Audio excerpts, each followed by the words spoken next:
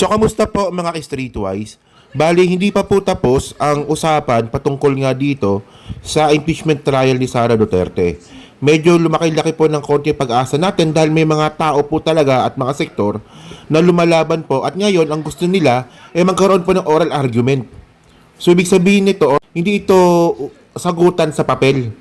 Sagutan po ito orally. No, bunganga sa bunganga. Parang debate. So kung ito po ay papayagan ng Supreme Court na dapat nilang gawin, na payagan ito dahil due process ito, mas maganda pong i-public ito.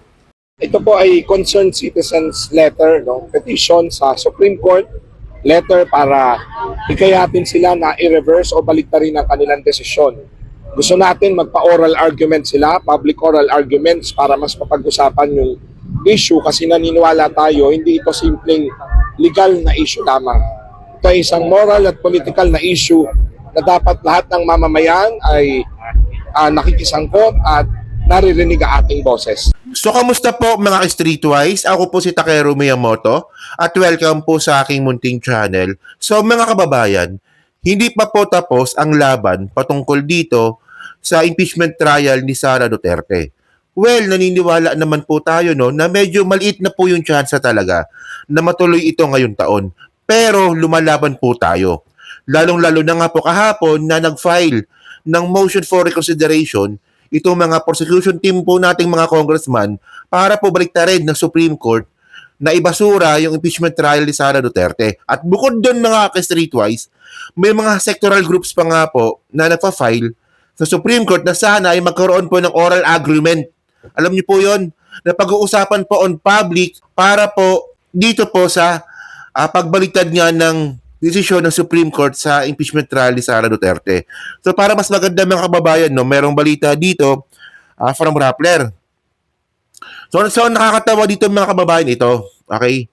Impeachment update, sabi ng Rappler to The Supreme Court asked Vice President Sara Duterte, Mindanaoan lawyer, to comment on the motion for reconsideration filed versus Supreme Court decision that barred Duterte's impeachment trial.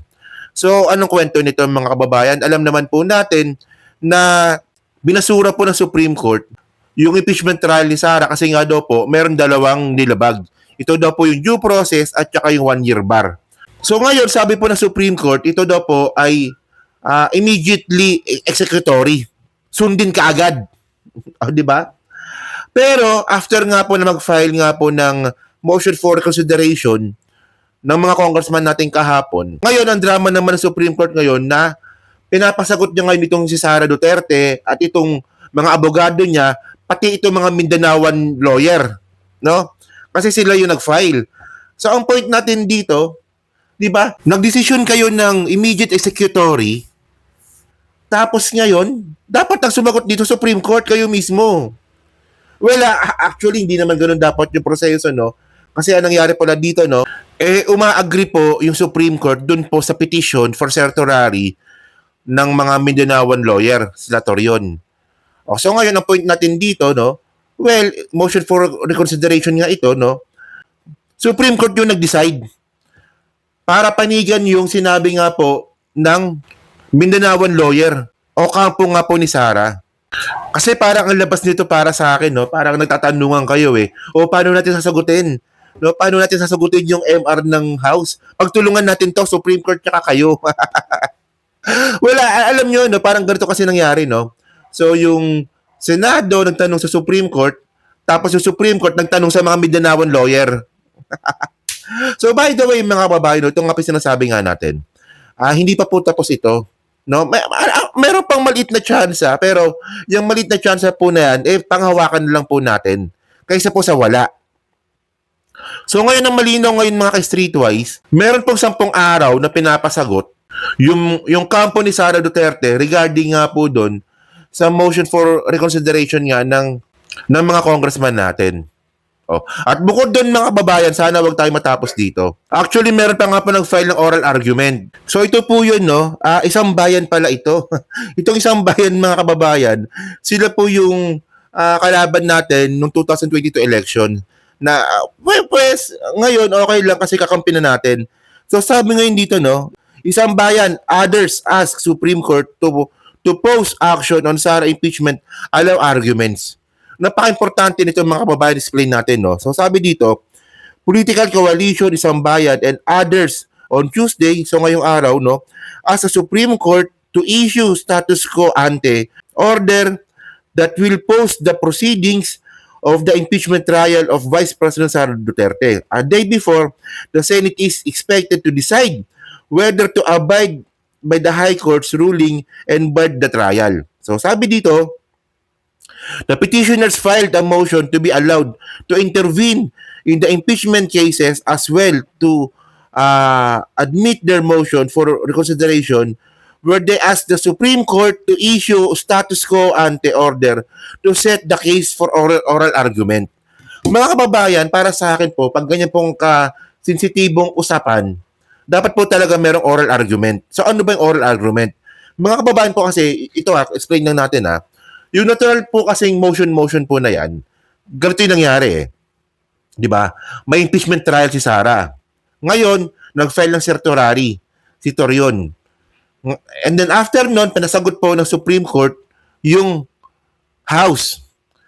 Tapos yung House, no, sumagot, may ibang mga hindi sinagot. Ngayon, ang ginawa po ng Supreme Court, kumampi po dun po sa petisyon ni Torion. Okay, ganun po yung nangyari. Pero pag meron pong oral argument, hindi po ito papel. Usapan po ito. Recorded po ito. At pwede pang i-public ito. Ngayon makakaroon ito ng debate orally. Salita. So makaiba po kasi yung papel-papel na nagsasagutan kayo kaysa dun po sasagutan ng oral. Bunganga sa bunganga. So mas ma-explain po ng maayos kung bakit kailangan bang ibasura yung impeachment trial ni Sara o bakit kailangan ituloy. And by the way, mga kababayan, obvious naman po talaga na marami po talagang binali na jurisprudence yung Supreme Court. For whatever reason, hindi po natin alam yan pero merong mga haka-haka na mukhang ito nga daw po nilakad at binraso nga po ni Bongo. Bali-balita yan. So, ibig sabihin nito mga ka-streetwise, no, kung merong 10 araw ulit para pasagutin ang kampo ni Sara Duterte tungkol nga po dito sa motion for reconsideration nga ng House, ang tanong natin dito, bakit gusto ngayon ng mga senador na magbotohan sila bukas?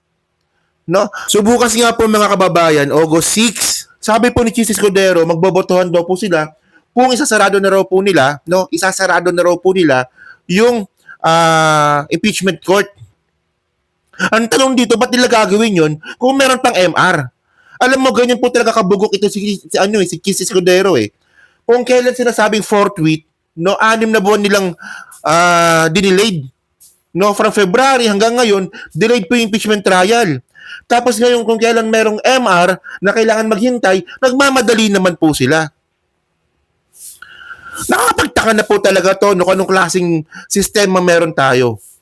No, ang point natin dito, no, bakit po natin masyado dinadaan sa technicalities na in the first place, mga kababayan, ang pinag-uusapan natin dito is accountability. Kayo bang mga bobong mga DDS, hindi nyo ba gusto na makita na ipagtanggol ni Sara Duterte yung sarili niya at patunayan sa korte na wala siyang kasalanan? So para sa inyo, mas okay sa inyo walang trial, no, kasi magmukha kayong tanga? Pinupolitical lang yan. Pinupolitical lang ang mga Duterte para sa 2028. Paano kung magnanakaw talaga si Sara? Ang point dito mga kababayan, no, kung si Sara Duterte po, makita po natin yung mga ebidensya na peke pala, gawa-gawa lang pala yung mga paratang sa kanya, kakampihan ko si Sara. May utak po tayo, hindi po tayo kulto. O for example, nagkaroon ng hearing, no, impeachment trial. At yung mga pinakitang ebidensya pala doon, peke at kayang ipagtanggol ni Sara sarili niya, magagalit po ako sa mga congressman kasi doon po natin mapapatunayan na talagang pinupolitical lang po talaga ang mga Duterte. Pero pag ganito, na ngayon po hindi po natin nakikita si Sara na sumasagot sa mga paratang sa kanya at nakatenga po dyan yung mga ebidensya, para naman po tayong tanga-tanga niyan kapag no, ayaw po natin ng trial. So yun mga streetwise to. So kayo po, no, nung po masasabi nyo nga po dito na pinapasagot ngayon ng Supreme Court, yung kampo po ni Sara Duterte regarding nga po dito sa motion for reconsideration nga po na final ng House of Representatives. So kayo ba, naniniwala pa ba kayo na posibleng pang may pag-asa ito na umusad pa itong impeachment trial? At kayo ba, pabor din po ba kayo na matuloy itong oral argument na gusto po ng isang bayan? So yun lang po mga ka-streetwise, na mixing topic lang po ito. So kayo po, ano po masabi nyo nga po dito sa mga napag-usapan ngayon natin? So dyan po sa Team Replay, syempre, pa-like, pa-subscribe. Kung di naman kalabisan, pa-share na po ng video po na to. So thank you mga kababayan, kita na lang ulit tayo sa impeachment court. So thank you, salamat, and babush.